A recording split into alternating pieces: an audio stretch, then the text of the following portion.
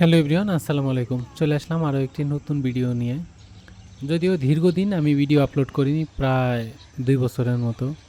তো আমার এর আগে লাল গাড়ি ছিল, আপনারা হয়তো অনেকে জানেন। আমি আমার চ্যানেলে এই বিষয় নিয়ে ভিডিও আপলোড করেছি।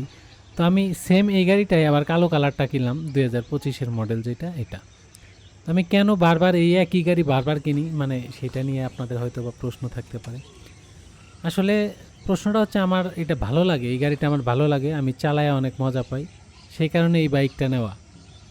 তো আপনাদের যাদের ভালো লাগে তারা নিতে পারেন, না লাগলে নাও নিতে পারেন। তবে এই গাড়ির কিছু খারাপ এবং ভালো দিক রয়েছে, সেটা আপনাদেরকে বলি। প্রথমত খারাপ দিকগুলাই একটু বলে নেই। এই গাড়িটার খারাপ দিক হচ্ছে একটু তেল বেশি খায়, এবং এই গাড়িটার মেনটেন খরচটা একটু অনেক বেশি হয়। আর হালকাতেই মানে স্কেচ পড়ে যাবে, মানে খুব ঘষাঘষি করে আপনি চালাইতে পারবেন না, দাগ টাগ পড়ে যেতে পারে, এই টাইপের আর কি। তো যাদের একটু সেফলি চালানোর অভ্যাস আছে কিংবা যত্ন করার অভ্যাস আছে, বা এই বাইকটা নিতে পারেন। আর পকেটটা অবশ্যই সবসময় ভারী রাখতে হবে, কারণ এই গাড়িটা প্রচুর পরিমাণে টাকা খায়, তেল খায়, সেদিকে একটা বিষয়। আর এদিকে হচ্ছে পার্টসের দামটা একটু বেশি সুজুকি জিক্সারের, আপনারা জানেন। ইয়ামাহা গাড়ি কোম্পানির তুলনায় মানে সুজুকি জিক্সারের আমি যতটুকু জানি যে দামটা একটু বেশি পার্টসপাতি। আর সবসময় চেষ্টা করবেন খরচ কমানোর জন্য, যে আপনারা বাইরের থেকে সব কিছু সার্ভিস প্লাস যন্ত্রপাতি কেনার জন্য শুধু একটা জিনিস আপনি শোরুম থেকে কিনবেন, সেটা হলো ইঞ্জিন অয়েল বা মোবিল, যেটাকে বলি আমরা বাংলায়। এটা কিনবেন, কারণ হচ্ছে বাইরের থেকে মোবিল কিনলে দেখা যায়, ইঞ্জিন অয়েল কিনলে আপনার 2 নাম্বার থাকার চান্সটাই বেশি থাকে, কারণ মোটুলের দেখা যায় অনেক ডুপ্লিকেট বের হয়ে গেছে, কিন্তু শোরুমে এই জিনিসটা নাই। তো আমি সবসময় চিন্তা করি যে সুজুকির অথরাইজড সার্ভিস সেন্টার থেকে শুধুমাত্র ইঞ্জিন অয়েলটা কেনার জন্য, বাইরের থেকে বাকি পার্টসপাতি সবই কিনি, কারণ সব কিছু অর্ধেক দামে পাওয়া যায় প্রায় বাইরে। তো আপনারা চিন্তা করবেন যে পার্টসপাতি বাইরে থেকে কিনলেও সুজুকি সার্ভিস সেন্টার থেকে ইঞ্জিন অয়েলটা নেওয়ার চেষ্টা করবেন।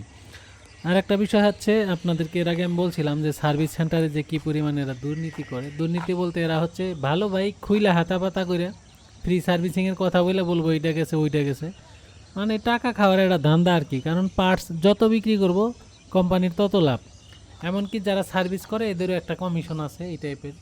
তো এরা যত পার্টস লাগাই দিবে তত ভালো। আপনি একটা জিনিস খেয়াল করে দেখবেন, যে গাড়ির কোনো পার্টসপাতি চেঞ্জ করা লাগে না, সেই গাড়ির প্রতি তাদের একটু মনোযোগ কম, মানে সার্ভিসটা ভালোভাবে দিতে চায় না। আর যখনই দেখবে যে এই গাড়িটার অনেক যন্ত্রাংশ লাগবে, তখন তারা দেখবেন 2-3 জনে মিলে সার্ভিস দেওয়া শুরু করে।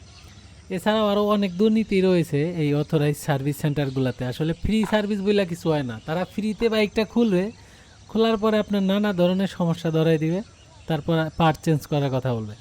বলবে একটার কথা বলে দেখবেন যে আপনার 3টা যন্ত্র নষ্ট হয়ে গেছে, এই টাইপের কথা বলে আপনারা ভয় ঢুকাই দেবে। আর আপনি তো বুঝতে পারবেন না যে নতুন নতুন বাইক কিনছেন, এই 2-4 হাজার টাকা কোনো বিষয় না, কিন্তু বারবার যখন এই একই কাজ তারা করতে থাকবে, আপনি একটা সময় বিরক্ত হয়ে যাবেন এই বাইকের প্রতি। আসলে বাইক যতটা ডিস্টার্ব করে আর নষ্ট না হয়, তার থেকে সুজুকি সার্ভিস সেন্টারে যে কর্মচারী আছে এদের মাথা বেশি নষ্ট হয়ে যায়, কারণ পার্টস চেঞ্জ করতে পারলে এদের মানে মনে আনন্দ, টাকা জামাগো যাইতেছে এটা এরা চিন্তাই করে না। তো আপনারা সব থেকে কম চেঞ্জ করার চেষ্টা করবেন। তারা বললেও আপনি বলবেন যে আমার এগুলো চেঞ্জ করা লাগবে না, যেমনি আছে এমনি চালাবো, আপনি দিয়ে দেন। খুব জরুরি সমস্যা আপনি ফেস না করলে এগুলো আপনার চেঞ্জ করার দরকার নাই, কারণ বেশিরভাগ সময় তারা ভালো জিনিসগুলোই চেঞ্জ করায়, কারণ এদের ইনকাম করতে হবে, মানে পার্টসগুলো চেঞ্জ করতে হবে, কমিশন নিতে হবে। তো সকলে সাবধান, ইঞ্জিন অয়েল বাদে আপনারা কোনো সার্ভিস করাবেন না এখান থেকে, বাইরে থেকে করাবেন। আমি নতুন বাইক কিনছি, প্রায় 1000-এর উপরে চালানো হয়ে গেছে, আমি এখনও ফ্রি সার্ভিসই নিতে চাইনি। তো প্রিয় দর্শক, আশা করি বুঝতে পারছেন। ভিডিওতে লাইক দিয়ে অবশ্যই সাবস্ক্রাইব করবেন।